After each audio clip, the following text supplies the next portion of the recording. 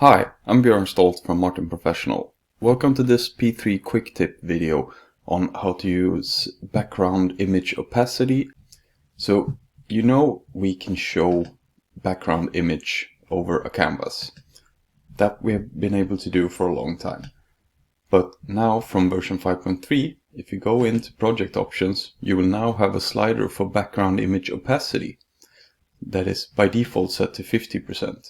If you set it to 100%, click apply, you see that the background image in the setup view becomes a lot less opaque and just a full-on image. If you set it to something like 15%, hit apply, you see it's a lot more opaque, so it's a lot less visible. So depending on what you need for your background image, you can set it to any value that suits your needs.